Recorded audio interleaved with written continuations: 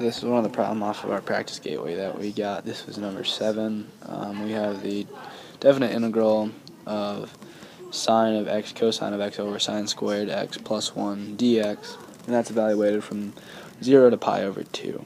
So for the first step, you got to take a look at first your integral and realize that you have all signs in your denominator, but you'll have a sine and a cosine in your numerator. So we're going to try to get rid of that cosine, and I think the best way to do that is use substitution, calling sine u, because then you know that derivative will take out that cosine in the numerator. So let's go ahead and do that. We'll call u is going to equal sine of x, whereas du is going to equal cosine of x dx.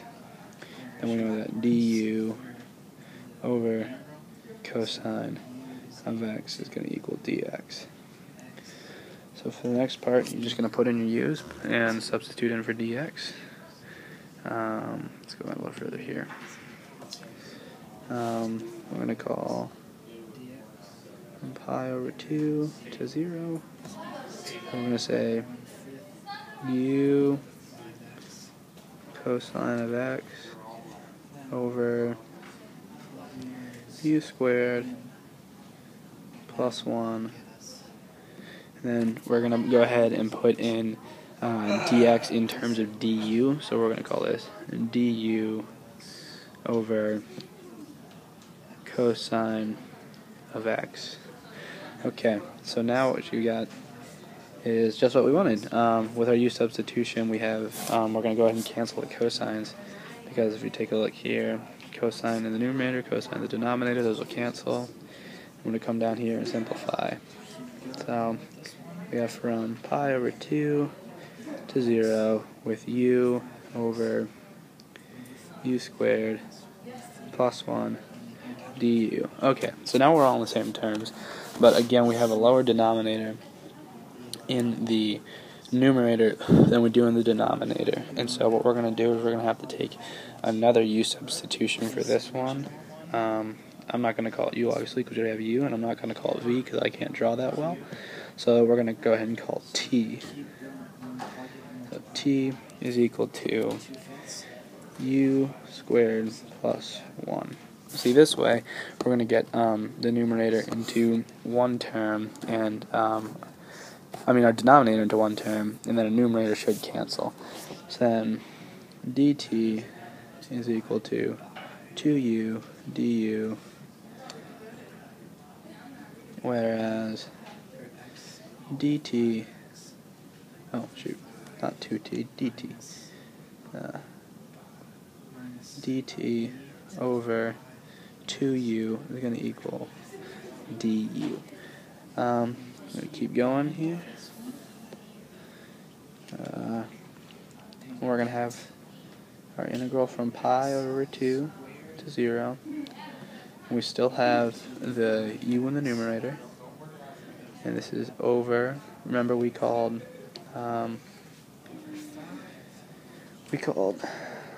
t u squared plus 1. If you look right here, that's the same thing. So when you go to plug this into your denominator, we can just call this t. And then also with your du, we wrote that in terms of dt. So we're going to have a, for du, we're going to call this dt over 2u. If you look again, this is kind of similar to the first thing that we did, is that this u and this u are going to cancel. So let's write this in a different color now. Yeah, that looks right. We're going to come down here, and we still have the same integral. We're still from pi over 2 to 0, because we will eventually go back and put this all in terms of x, so we can evaluate from that same integral. But with the u's canceling, we're going to have dt over 2t. And since we have 2 as a constant, we can go ahead and bring that out in front of the integral. So we're going to have 2 of pi over 2 to 0 dt over t.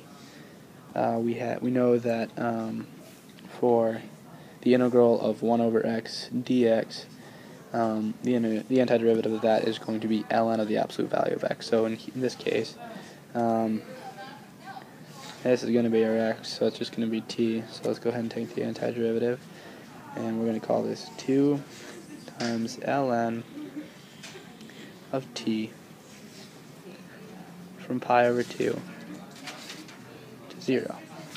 Okay, with that, we have our fully integrated form, but we haven't done all the work we need to do yet, because we still have to evaluate the integral between pi over 2 and for 0. So I'm going to go ahead and change color again.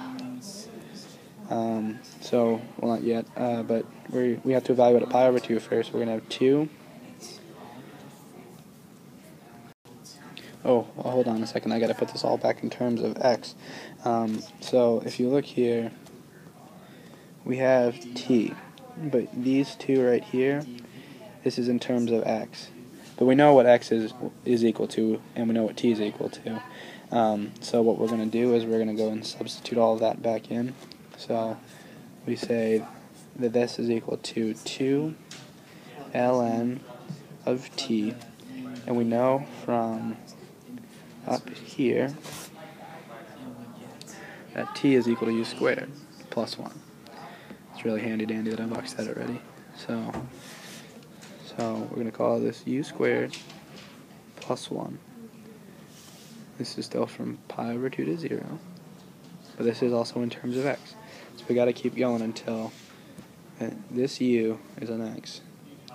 So if you go back up here, all the way back up here to the little itty bitty things, we know that u is equal to the sine of x. So you come back down here, and we're going to write u in terms of x. So we have 2 ln of sine squared x plus 1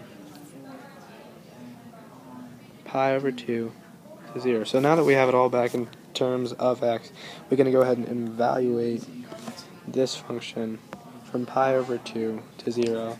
So real quick, I'm going to change colors. That looks good. I haven't used that one in a while.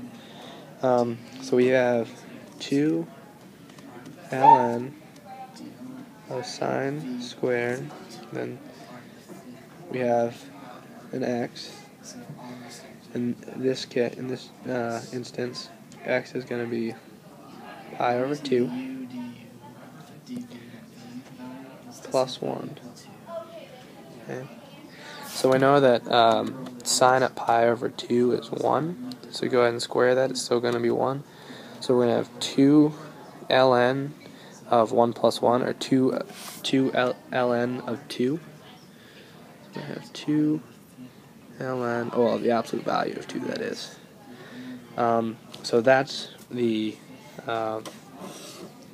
antiderivative evaluated at pi over 2. And then we have to evaluate it at 0 and then take the difference.